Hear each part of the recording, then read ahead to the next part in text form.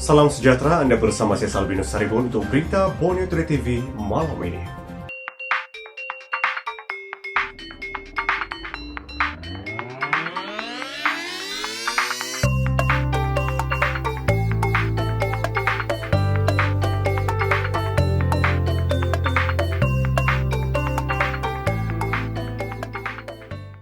Sabah bakal melancarkan Pelan Pembangunan Strategik 5 tahun. Pelan Pembangunan Strategik 5 tahun kerajaan negeri adalah realistik dan menyeluruh bagi merancangkan ekonomi serta meningkatkan kebajikan rakyat. Ketua Menteri Datuk Seri Panglima Haji Jinor berkata, Pelan Pembangunan bertemakan Sabah Maju Jaya yang akan dilancarkan tidak lama lagi akan mengambil kira pandangan serta input daripada pihak berkepentingan. Ketua Menteri berkata demikian semasa mendapat taklimat Pelan Pembangunan Strategik Sabah daripada Jabatan Perkhidmatan Awam Negeri Sabah di Pusat Pentadbiran Negeri Sabah PPNS Kota Kinabalu siang tadi. Turut hadir Setiausaha Kerajaan Negeri Datuk Seri Safar Untung, Ketua Pengarah Jabatan Perkhidmatan Awam Negeri Sabah Datuk Rosmadi Sulai dan semua setiausaha tetap kementerian. Sektor pelancongan di Sabah dibuka semula. Dengan pembukaan semula sempadan negeri dan daerah, sektor pelancongan di Sabah turut dibuka, kecuali bagi lokaliti Perintah Kawalan Pergerakan Diperketatkan PKPD. Majlis Keselamatan Negara MKN Sabah dalam satu kenyataan semalam menyatakan aktiviti pelancongan tertakluk kepada kapasiti had yang ditetapkan mengikut prosedur operasi standard SOP Gelembung Perjalanan Domestik. Serta SOP berkaitan sektor pelancongan domestik yang ditetapkan Kementerian Pelancongan, Kebudayaan dan Alam Sekitar. Kerajaan Sabah mengambil langkah sama dengan Kerajaan Persekutuan untuk membenarkan pergerakan rentas negeri dan daerah tanpa perlu memohon kebenaran Polis Diraja Malaysia PDRM. Bagaimanapun, pergerakan bagi penduduk yang tinggal di lokaliti PKPD masih tidak dibenarkan kecuali untuk urusan yang dibenarkan. Sementara bagi kenderaan persendirian pula tiada had ditetapkan. Manakala bagi pengangkutan awam, perkhidmatan bas ekspres, bas pelancongan dan kereta api merentas daerah dan bas henti-henti dibenarkan beroperasi dengan kapasiti 50% penumpang. Untuk e-hailing pula, had maksimum masih 2 orang penumpang bagi pematuhan penjarakan fizikal.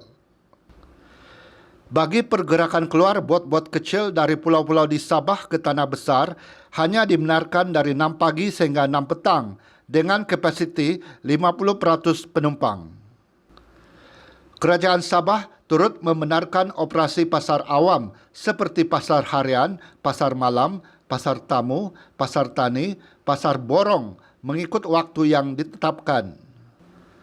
Manakala bagi upacara pernikahan Islam dan perkahwinan bukan Islam dibenarkan dengan kehadiran had maksima 20 orang berdasarkan keluasan ruang atau jumlah ditetapkan pihak berkuasa agama.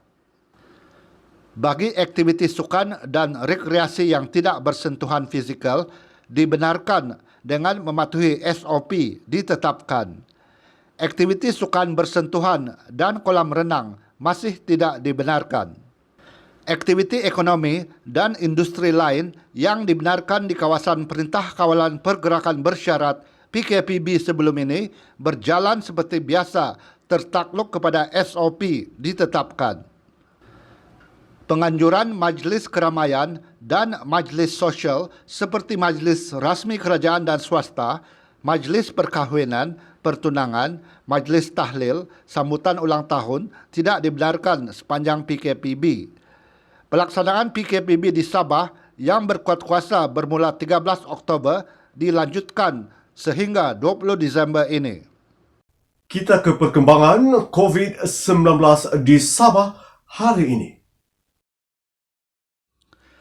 Kes positif baru COVID-19 di Sabah mencatatkan penurunan selama 2 hari berturut-turut kepada 248 kes hari ini berbanding 250 kes yang dilaporkan semalam, menjadikan jumlah kumulatif kini 30,786 kes.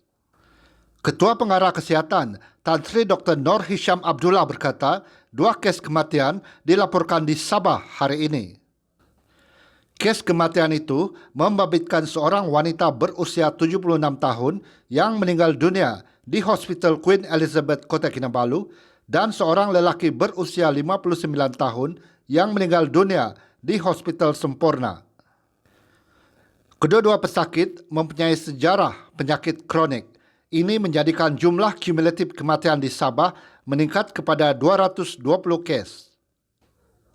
Hari ini, 299 pesakit telah sembuh, manakala 1,990 pesakit sedang menerima rawatan. Menteri Kerajaan Tempatan dan Perumahan Datuk Seri Panglima Masidi Manjun berkata, Perintah Kawalan Pergerakan diperketatkan PKPD di Kampung Sabah Baru Lahadatu sejak 10 November lalu ditamatkan hari ini.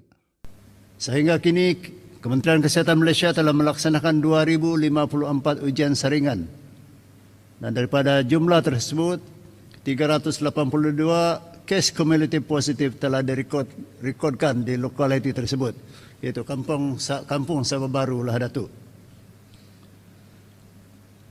Kementerian Kesihatan Malaysia turut mengesahkan kesemua sampel saringan telah pun diperolehi dan tidak ada sampel yang masih menunggu keputusan daripada lokaliti tersebut.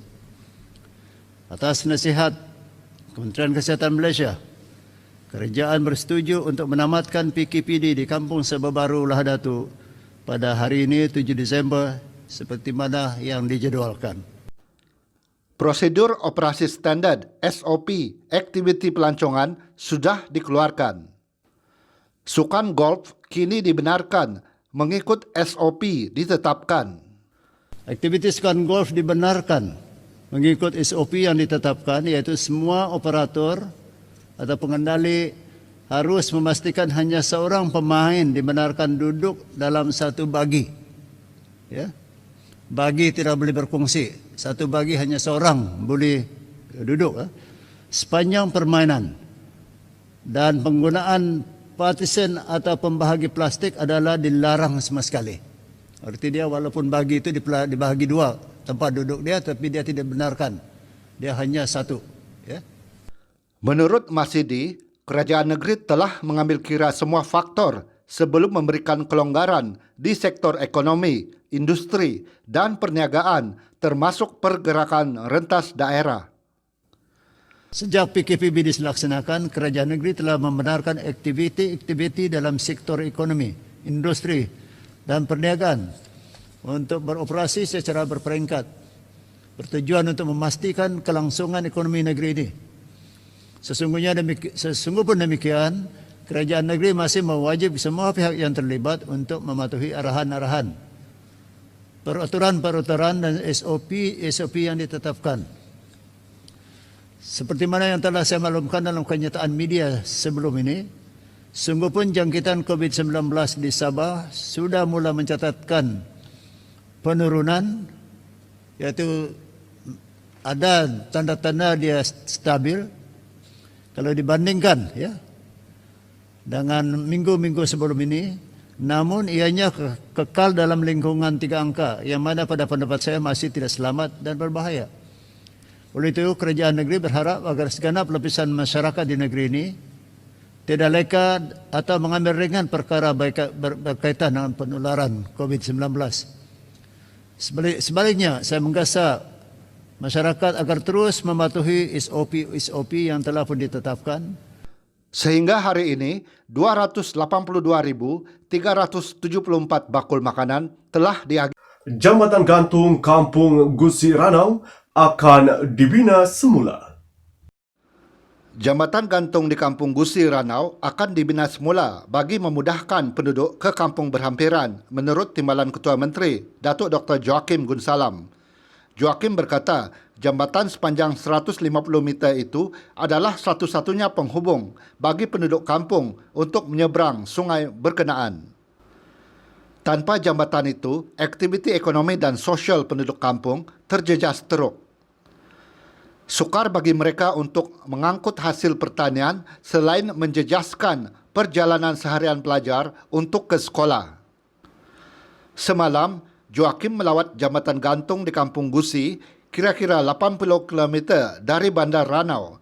Beliau diiringi timbalan pengarah Pejabat Pembangunan Sabah, Muhammad Hamdani Sahari. Pada 23 November, 2 remaja mengalami kecederaan selepas jambatan gantung kayu setinggi 18 meter yang mereka gunakan sebagai stesen internet itu putus kira-kira 9 malam. Kejadian itu berlaku ketika sekumpulan 8 remaja termasuk 3 pelajar SMK Ulu Sugut berkumpul di atas jambatan itu untuk mengakses internet. 2 daripada mereka mengalami kecederaan pada bahagian kaki dan tulang belakang selepas terjatuh dari jambatan itu. Seorang daripada mangsa kini masih berada di Hospital Queen Elizabeth, Kota Kinabalu menjalani rawatan untuk kakinya yang patah.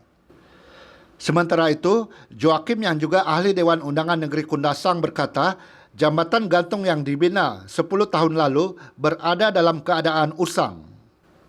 Katanya, jambatan itu pernah dibaiki sebelum ini tetapi tidak mampu bertahan lama. Oleh itu, jambatan tersebut akan dibina semula tidak lama lagi. Katanya, pada masa ini, penduduk kampung terpaksa menyeberang sungai menggunakan sampan kecil. Kastam Sabah merampas dadah bernilai 1,2 juta ringgit. Meskipun negara sedang dilanda wabak COVID-19 sejak awal tahun ini, pandemik itu tidak menghalang pengedar dadah untuk terus aktif beroperasi, khususnya di Sabah. Ini terbukti dalam beberapa siri serbuan oleh Jabatan Kastam Diraja Malaysia Sabah, termasuk 3 serbuan pada 10, 25 dan 30 November lalu. Serbuan berkenaan membawa kepada rampasan 30 kg dadah jenis syabu bernilai 1.2 juta ringgit dan ganja seberat 5.7 kg bernilai 10,389 ringgit. Penolong Ketua Pengarah Kastam Zon Sabah, Datuk Abdullah Jaafar berkata, semua dadah berkenaan disembunyikan di dalam beberapa bungkusan yang tidak dituntut. Menurutnya, kes pertama dilaporkan pada 10 November lalu selepas pasukan operasi kastam menahan dan menyita beberapa buah bungkusan yang tidak dituntut pemiliknya hasil pemeriksaan pegawai kastam di salah sebuah gudang berlesen di Kota Kinabalu. Sementara itu, Abdullah berkata, pada 25 November lalu, anggota dan pegawai cawangan penguatkuasaan lapangan terbang antarabangsa Kota Kinabalu sekali lagi melakukan serbuan di sebuah premis di Tuaran. Ia berikutan terdapat bungkusan yang dituntut oleh pemilik premis berkenaan yang turut disyaki mempunyai bahan terlarang. Abdullah berkata, kes terbaru dilaporkan pada 30 November lalu apabila pihaknya berjaya merampas sebuah bungkusan kerana disyaki bahan terlarang hasil pemeriksaan kargo. Kastam percaya kes berkenaan berkaitan dengan kes sebelumnya. Abdullah berkata, sejak Januari hingga November tahun ini, Kastam Sabah merampas dadah jenis syabu bernilai 5.56 juta ringgit dan ganja bernilai RM37.142.82. Aktiviti memancing 4 sekawan bertukar menjadi tragedi apabila seorang daripada mereka ditemukan lemas selepas bot dinaiki karam akibat dipukul ombak di muara Sungai Bolong, Tuaran semalam. Mayat mangsa Manji Baka 50 ditemukan lemas oleh orang awam kira-kira 300 meter dari lokasi bot itu dilaporkan karam kira-kira 5.28 petang semalam. Dalam kejadian pagi semalam, mangsa yang juga pemilik bot fiber bersama 3 rakan keluar memancing sebelum bot dinaiki mereka dipukul ombak. Ketua Polis Daerah Tuaran, Deputi Superintendent Muhammad Hamizi Halim berkata, orang awam menemukan mangsa sebelum disahkan meninggal dunia di Hospital Tuaran. Katanya, mangsa ditemukan dalam keadaan tidak memakai jaket keselamatan. Menurutnya, mangsa bersama 3 rakan bergerak dari jeti Kampung Simpangan seawal 8 pagi untuk memancing.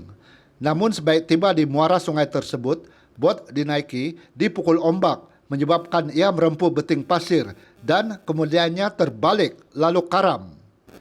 3 rakan mangsa berjaya menyelamatkan diri dengan berenang sehingga pesisiran pantai.